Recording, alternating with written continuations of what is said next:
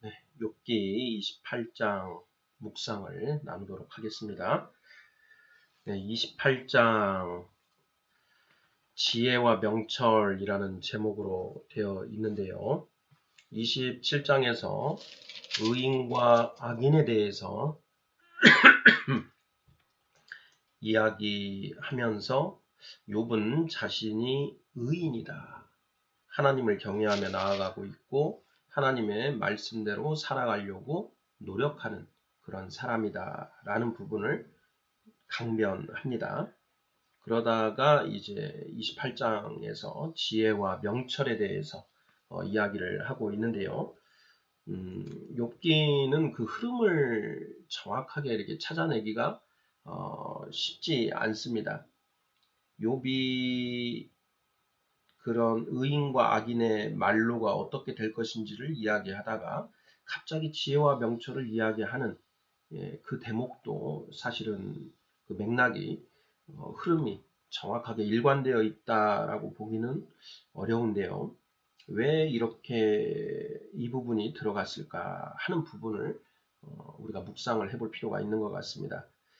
제가 묵상한 내용은 지금 욥이 시련을 당하고 그 시련 속에 괴로워하고 있는데 욥의 세 친구가 왔습니다.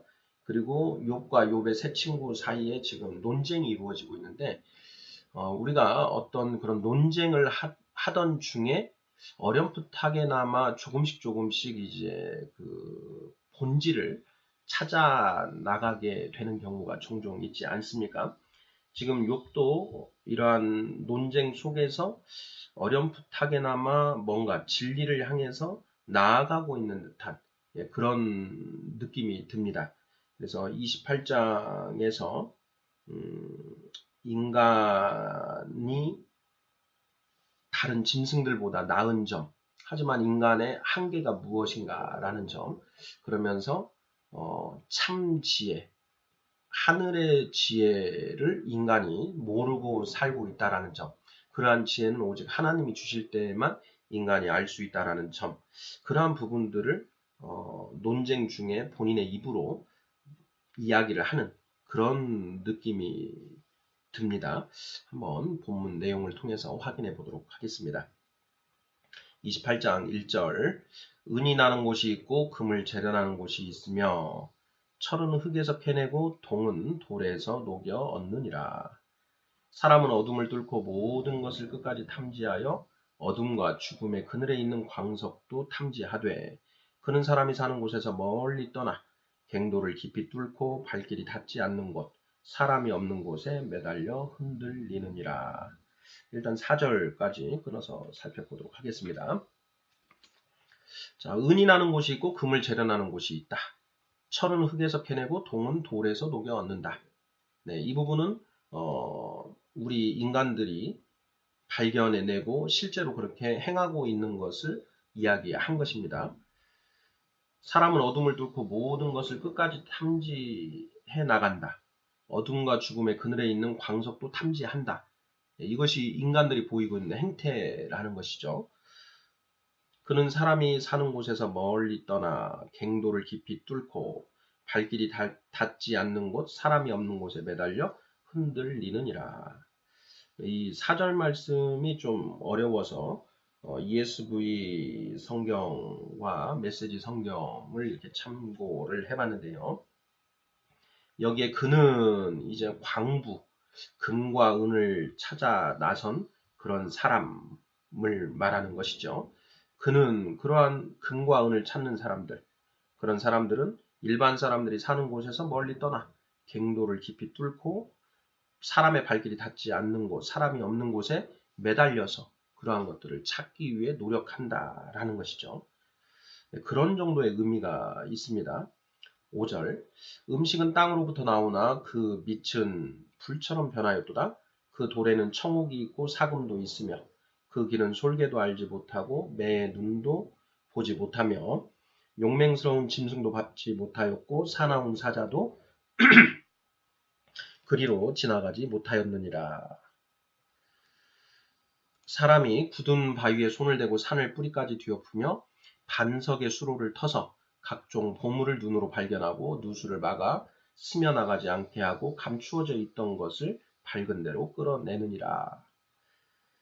5절 음식은 땅으로부터 나오나 하나님이 이 땅을 저주하사 가시덤불과 엉겅퀴를 내시고 모든 먹거리를 땅 속으로 숨기셨지요.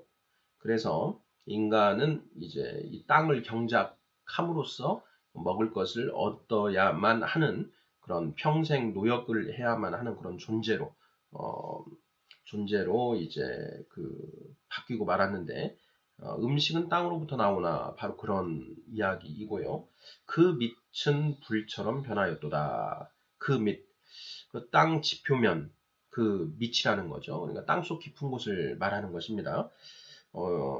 지금 욥기가 쓰여질 이 당시에 그 땅속 깊은 곳이 이렇게 불처럼 변하였다. 뜨거운 그런 곳이다라는 것을 어떻게 알았나? 신기할 따름입니다. 그 돌에는 청옥이 있고 사금도 있으며 땅 속에 그런 청옥과 사금들이 숨겨져 있다라는 것이죠.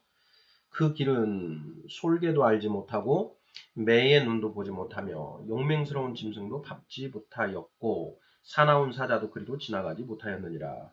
그 길은 어떤 길인가? 땅 밑에 그 청옥과 사금이 있는 길, 이런 것이죠. 방금 4절에서 광부들이 갱도를 깊이 뚫고 발길이 닿지 않는 곳에 매달려서 그러한 금과 은을 찾아내고 하는 그러한 그 길을 솔개, 매, 용맹스러운 짐승들은 알지 못한다. 사나운 사자도 모른다. 그러니까 짐승들은 알지 못하는 것을 인간은 그것을 알고 그것을 찾는다라는 것이죠. 그러니까 사람의 지혜를 이야기하는 것으로 보여집니다. 자, 9절도 그렇습니다. 사람이 그런 인간의 지혜를 가지고 굳은 바위에 손을 대고 산을 뿌리까지 뒤엎으며 반석의 수로를 터서 각종 보물을 눈으로 발견하고 누수를 막아 스며나가지 않게 하고 감추어져 있던 것을 밝은 대로 끌어내느니라. 짐승들과 다른 인간의 이제 그런 점이죠. 짐승들보다 인간이 타락한 지정의이지만 그 지정의가 짐승들의 지정의보다는 훨씬 더 수준이 높다. 그래서 인간이 그러한 타락한 지정의를 가지고 그런 금과 은을 찾아낸다라는 그런 이야기를 하는 것입니다. 12절 그러나 지혜는 어디서 얻으며 명철은 어느 곳에 이 명철이 있는 곳은 어디인고 그 길을 사람이 알지 못하나니 사람 사는 땅에서는 찾을 수 없구나. 깊은 물이 이르기를 내 속에 있지 아니하다 하며 바다가 이르기를 나와 함께 있지 아니하다 하느니라. 순금으로도 바꿀 수 없고 은을 달아도 그 값을 당하지 못하리니 오빌의 금이나 귀한 청옥수나 남보석으로도 그 값을 당하지 못하겠고 황금이나 수정이라도 비교할 수 없고 정금 장식품으로도 바꿀 수 없으며 진주나 벽옥으로도 비길 수 없나니 지혜의 값은 산호보다 귀하구나. 구수의 황옥으로도 비교할 수 없고 순금으로도 그 값을 헤아리지 못하리라. 네, 12절부터는 이제 그 짐승들보다 나은 인간이지만 이 지혜를 찾지 못한다라는 것입니다. 여기에서 말하는 지혜는 이제 하늘의 지혜를 말하는 것이겠죠. 인간이 가지고 있는 사람의 지혜와 하나님으로부터 나오는 하늘의 지혜, 이거는 차원이 다르죠. 나의 길은 너희의 길과 다르고 나의 뜻은 너희의 뜻보다 높으니라. 이사야서에서 하나님의 그 길과 하나님의 뜻과 사람의 길과 사람의 뜻의 이 차이점에 대해서 언급하고 있는데 지금 이 12절에 그러나 지혜는 어디서 얻으며 명철이 있는 곳은 어디인고 이때 말하는 지혜와 명철은 바로 하늘의 지혜, 참 지혜를 의미한다라는 것입니다. 그러니 11절까지는 사람의 지혜, 인간의 이 타락한 지정의에서 나오는 그런 지혜, 땅의 지혜를 이야기한 것이라고 한다면 12절부터는 하늘의 지혜를 말하고 있다라는 것이죠. 그런데 그 지혜는 13절 사람이 알지 못하나니 사람 사는 땅에서는 찾을 수 없다. 네. 하늘의 지혜, 참 지혜는 참 진리는 오직 하나님이 가르쳐 주셔야만 알 수 있다라는 그런 이야기를 하고 있습니다. 욥이 친구들의 말을 반박하면서 자기도 모르게 지금 진리를 이야기하고 있음을 알 수가 있습니다. 또는 그 진리가 우리의 무의식 깊은 곳에 감추어져 있는데 친구들을 반박하다 보니 그 무의식 속에 있던 그런 진리, 참 진리들이 이제 그 자기도 모르게 나타나는 어떤 그런 맥락으로도 읽을 수 있는데요. 어찌되었든 이러한 지혜, 하늘의 지혜는 순금으로도 바꿀 수 없고 은을 달아도 그 값을 당하지 못하리니 17절 황금이나 수정이라도 비교할 수 없고 정금 장식품으로도 바꿀 수 없다. 18절 진주와 벽옥으로도 비길 수 없나니 지혜의 값은 산호보다 귀하다. 이런 이제 지혜에 대한 하늘의 지혜에 대한 그 찬양을 하고 있는 것이죠. 20절입니다. 그런즉 지혜는 어디서 오며 명철이 머무는 곳은 어디인고 모든 생물의 눈에 숨겨졌고 공중의 새에게 가려졌으며 멸망과 사망도 이르기를 우리가 귀로 그 소문은 들었다 하느니라. 일단 22절까지 보면요. 그러나 하늘의 지혜, 참 진리를 우리 인간들도 알지 못하고 그리고 생물들도 살아있는 생명체, 짐승들도 도저히 알지 못한다라는 것입니다. 멸망과 사망도 22절 멸망과 사망, 멸망, 아바돈, 사망, 스올 이 아바돈과 스올도 이르기를 우리가 귀로 그 소문만 들었다. 그러니까 지옥의 멸망과 사망, 사탄들도 그 하늘의 지혜를 도저히 알지 못한다라는 것이죠. 그러면서 23절 하나님이 그 길을 아시며 있는 곳을 아시나니 이는 그가 땅끝까지 감찰하시며 온 천하를 살피시며 바람의 무게를 정하시며 물의 분량을 정하시며 비 내리는 법칙을 정하시고 비구름의 길과 우레의 법칙을 만드셨습니다. 그때에 그가 보시고 선포하시며 굳게 세우시고 탐구하셨고 또 사람에게 말씀하셨도다. 보라 주를 경외함이 지혜요 악을 떠남이 명철이니라. 네, 23절부터 28절 하늘의 지혜, 하나님의 그 지혜와 명철을 지금 찬양하고 있는 대목인데요.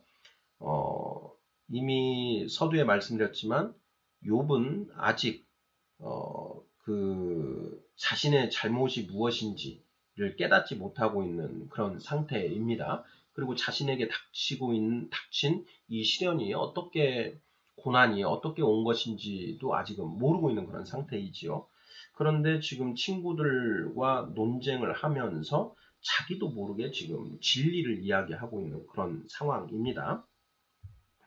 우리가 38장부터 이제 폭풍우 속에 하나님이 나타나셔서 욥에게 이제 네가 이것을 아느냐 저것을 아느냐 하시면서 질문을 하시는데 바로 지금 24절, 25절, 26절 이렇게 나오는 그 내용들을 하나님이 되묻습니다. 내가 땅을 어떻게 만들었고 바다를 어떻게 만들었고 하는 것을 너가 아느냐 하고 계속 질문을 부으시죠. 그런 질문에 욥은 대답을 하지 못합니다.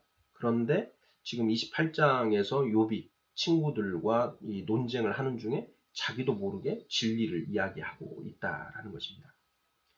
하늘의 지혜를 찾아가는 길, 그리고 하늘의 지혜가 있는 곳, 그것은 오직 하나님만 아신다. 23절 말씀이고요. 왜 하나님만 아시냐? 하나님이 땅끝까지 감찰하시고 온 천하를 살피시며 바람의 무게를 정하시며 물의 분량을 정하시는 등 이러한 모든 일을 하시는 분, 이 땅을 창조하셨고 이 땅을 운영하시는 그런 분이시기 때문에 오직 그 지혜는 오직 하나님만 가지고 계시고 그 지혜의 내용을 아신다라는 것이죠. 그러면서 28절에서 결론을 이야기합니다. 보라, 주를 경외함이 지혜요 악을 떠남이 명철이니라. 주 하나님을 경외하는 것이 곧 지혜의 근본이요 지혜의 출발이요 악을 떠나는 것이 곧 명철 지혜의 완성이다. 이 잠언에도 나오는 말이죠. 잠언 1장에 보면 하나님을 경외하는 것이 지혜의 근본이다 라는 그런 말씀이 나오죠. 잠언 1장 한번 확인해 보겠습니다. 잠언 1장 7절 여호와를 경외하는 것이 지식의 근본이거늘 미련한 자는 지혜와 훈계를 멸시하느니라 이렇게 되어 있고요. 잠언 9장일 것 같은데요. 자, 9장 10절에 보면 여호와를 경외하는 것이 지혜의 근본이요 거룩하신 자를 아는 것이 명철이니라 이렇게 되어 있습니다.